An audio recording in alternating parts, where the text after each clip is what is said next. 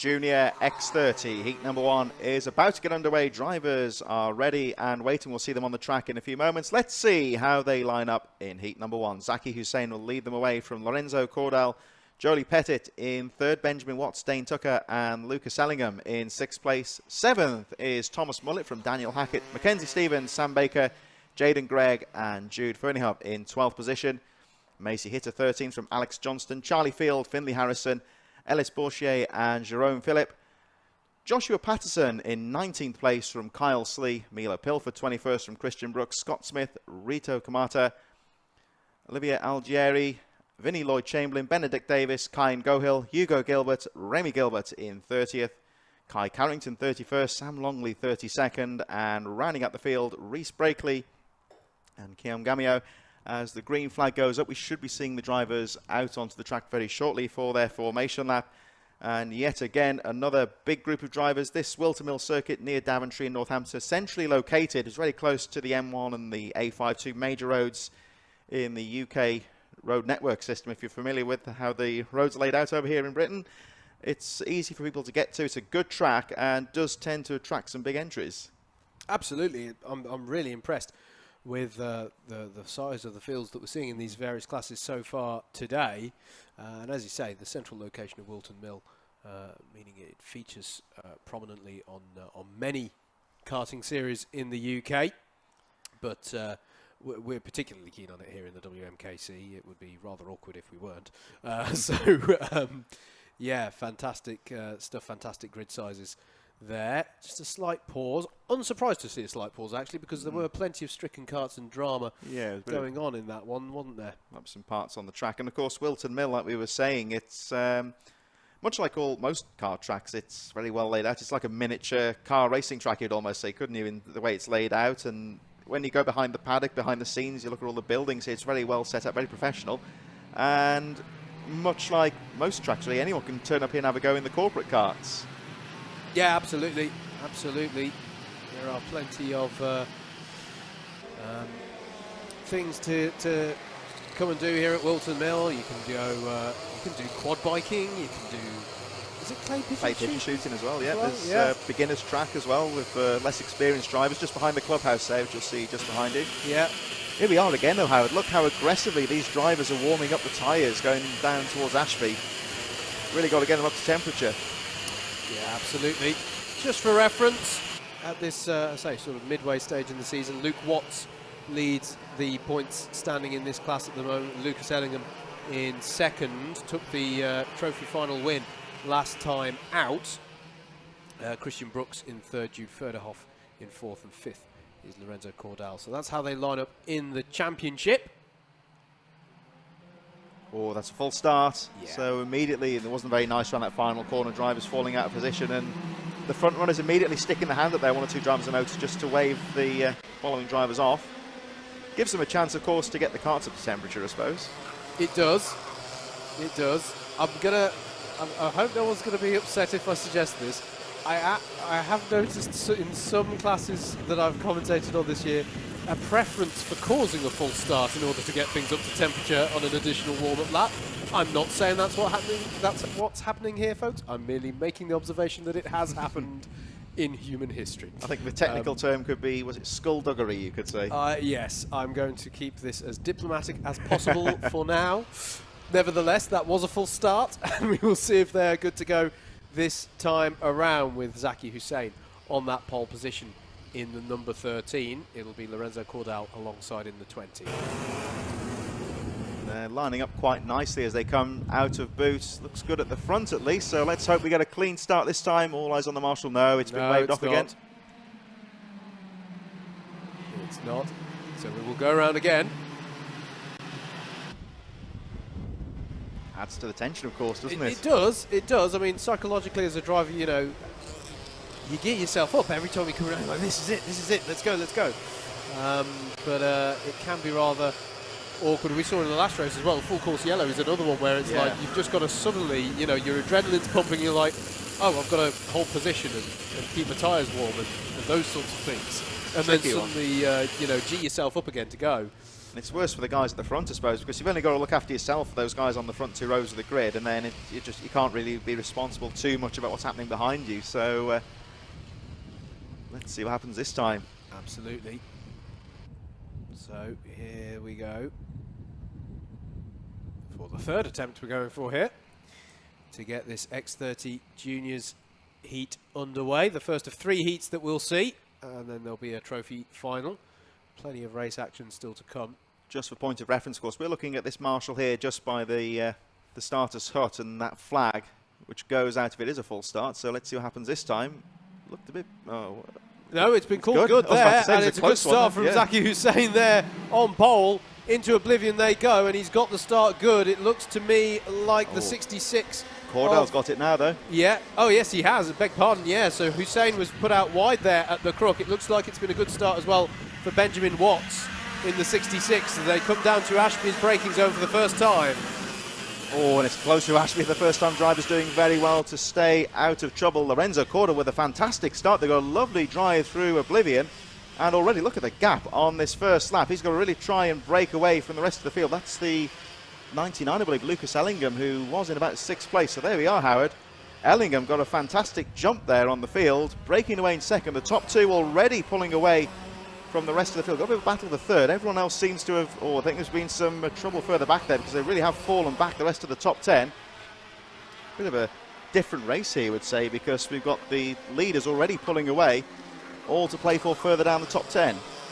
Absolutely. This is the 36 of Sam Baker going past Benjamin Watts there, and there's some kind of ruckus that's happened here down at Oblivion, and that's going to have put several carts out. The number 11 is impacted by that. That's Sam Longley, and he's out of this one, so some drama's befallen there towards the back of the pack. But yeah, fantastic start from Lucas Ellingham, who sits second in the championship, to have got up to where he is. We're looking here at Sam Baker now in pursuit of Zaki Hussain, who was our pole sitter. But here, those are your 2 leaders, Lorenzo Cordell and Lucas Ellingham. Zaki Hussain still in third, as recovering to the pits there is the number 63. So that was Benedict Davis. That's one of the drivers in that melee on the previous lap. I wonder if that may have caused those top 10 to drop down. What's Cordell? Are we going on a full course yellow, are we? Oh, potentially. Just seemed to slow down, was weaving there to keep the tyres warm. They're going pretty quick for full course, quick. But I do agree. Oh, no, we are. So we have gone to a full course yellow situation.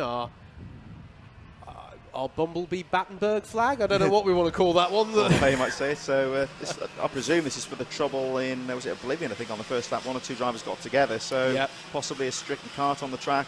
Yeah, that's Sam Longley there, sat on the chair, who wishes he was still circulating. I should say as well, the other drivers impacted by this. Scott Smith is also showing on timing as no longer circulating, so we think we've lost 3 carts in that. The 39 of Scott Smith, the 11 of Sam Longley, and the 63 of Benedict Davis, as we are still under full course yellow for another lap. And this, well, you were saying how the field had separated, Chris, but of course this has given the opportunity for it to close right back up again. Bunch back up again. This could work well for Lucas Ellingham, who battled through the field very well on the first lap. You see again the drivers just swerving again, just keeping those back wheels nice and warm, keeping the tyres warm in general. There's that stricken car just on the approach down towards the centre of the track. Then there's a cart on the infield. Drivers, of course, are okay. It's a very busy day, of course, so it's just a case of trying to keep the event moving as quickly as possible rather than a stoppage, you would say. Better just to try and retrieve that cart, get it into a safe position and let the race continue, which will make things interesting here for Cordell, who tried to break away at the start. And again, we saw in the previous race, are we looking good now, still under the full course yellow. Time ticking down, of course. Yep, playing into Lorenzo's hands. Well, playing into him in the sense that he's got fewer laps he has to defend. Playing against him in that it must feel like he's got more people to defend against, because it must feel like half of Northamptonshire have now turned up to try and take the win off of him when we eventually do get underway. Zaki Hussain in third after that exchange at the first couple of corners that put him out wide and dropped him from that pole position he started in. He'll be right on the tail of this as well now. But who I think this really tends to affect is those who maybe hoped to work their way up the order. This isn't happening for them. They've got fewer laps to get up the order. So I actually think it's the drivers at the back who perhaps on pace feel they should be higher up, who get reduced opportunities to make their way up through the field. This is looking to me, though, Chris, like we might be good for the green.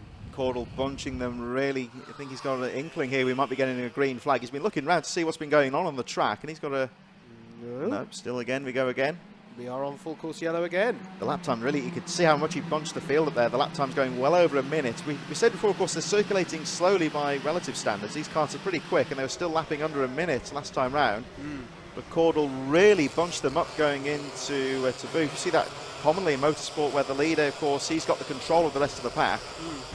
I'm just trying to look on our... Sorry, I'm just trying to look and see on any of our other cameras whether there's any reason for this still going on, but there's nothing obvious to me. Quite right there, so whatever the reason, the clerk of the course has opted to keep that full course yellow out another lap. It appears from our screens here, looking at some of the camera angles, all the carts are off the track, so to the naked eye it seems safer. Of course, not wanting to get things underway until it is 100% safe, so... Indeed, yeah, they have far more information at their fingertips than we do here over in race control, and it will be their call and their alone that gets us going. Are we going to be good this time around? I'm seeing... Again, Caudle bunching them right up into boot. He's got another here we are, green flag. Off we go then, green, green, green. Lorenzo Caudle leads them on to lap number 7, and there's still 2.5 minutes to go, plus a lap. It is a good restart from Lorenzo there, Chris. Very well. He's got the jump on the field. Meanwhile, behind him, though, Alex Johnston is having to go super defensive as the 66 of Benjamin Watts is going to try around the outside of Christmas. That didn't pay off for him, and it's left him now exposed to attack from Finley Harrison and Joshua Patterson as they all stream into Ashby for the first time since the restart. Lucas Ellingham did very well there at the restart. He anticipated Caudle well. He's pulled away from third place Hussein, and now on the tail. So it was good driving there from Lucas Ellingham. He's really on the back of Caudle now. Anticipated that green flag well. He anticipated Caudle well there, because he could see exactly what Caudle was trying to do. He was trying to bunch him up and then just pull away from him.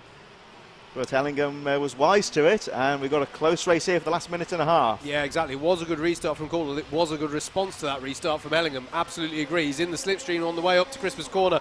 Late braking he's going to go for, and it's a beautifully done move by Lucas Ellingham, and the 99 is to the head of the field with under 90 seconds left on the clock. And again, another move there that was in the making, almost onto the finish line straight there. Ellingham had to get those first 2 corners through oblivion absolutely nailed, and had the momentum going into Christmas Corner, but he can't shake off Caudle at the moment. This could be a very important lap here for Lucas Ellingham as he tries to shake off Lorenzo Caudle. Caudle equally has led pretty much the entire race, albeit under full course yellow, of course, but he won't want to give this one up lightly. Absolutely not. And behind them, by the way, Sam Baker is now coming into the fray. He's managed to get past Zaki Hussein on the last lap, as did Alex Johnston. So changes in the battle over third as the change for the lead is confirmed. Ellingham, as you say, Chris, trying to do his best to break Caudle by setting the fastest lap of the race, but Caudle is not going to let him get away, and Sam Baker is coming into this one now in that 36, as behind them still rages the battle over 4th place. Alex Johnston, Finley Harrison, Christian Brooks, Josh Patterson and Zaki Hussein continuing to drop down the order. It's as we've been saying, if you get put offline in this series, you won't lose 1 position, you might lose 4. It's that close, as down the inside of Alex Johnston goes Finley Harrison, I believe that was. So Harrison now up to actually, was that Christian Brooks? Oh, look at the 38 there. Baker down the inside of Caudle, and the timing working out very well for him, because they go through with 5 seconds left on the clock. So effectively we go for another lap in this race. Absolutely. It was Christian Brooks who went past Alex Johnston there, but Finley Harrison did the same, and now challenging for the lead.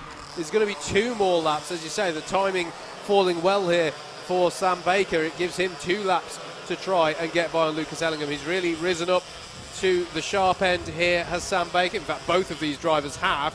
And don't discount Caudle. He's keeping himself in touch, isn't he? Yeah, he's not giving up. And, of course, 2 drivers sharing the same team here, Ellingham and Baker, on the final lap. So they want to be careful not to be too aggressive with each other. Yeah, it could be an awkward time under their awning afterwards, couldn't it, if it comes to tears. Also note as well, Finley Harrison has not only got to 4th, but has managed to break away from that battle. That's important. So good battle for 5th as we come on to the last lap. Finley Harrison, fastest lap of the race as well. Nasty. Upside down is the number 16 of Pettit. So what's going to happen here? Because there's a cart upside down. Driver was moving about, so let's hope it'll be all right. There are people making their way to the incident. We focus on the battle at the front here. So I presume there'll be waved yellows to go past that incident on the final lap. The race is still going ahead. Absolutely. Our lead battle's going to come down into Osiers. One has to assume that we're... Red flag. Yeah, red flag. I'm unsurprised to see that. It's never good to see a kart flipping over. It's unusual to see that happening in the boot as well, so one has to imagine that the driver was helped into that, but obviously making the right call and immediately directing the field into the pit lane. I believe under standard protocol they'll count that one back. Yeah, back one lap or two. So I believe. Will it be? There's there's Pettit there just on the tyre wall. Just noticed he's a bit shaken as you'd imagine, but hopefully he's all right. Yeah, good to see that he's fundamentally okay.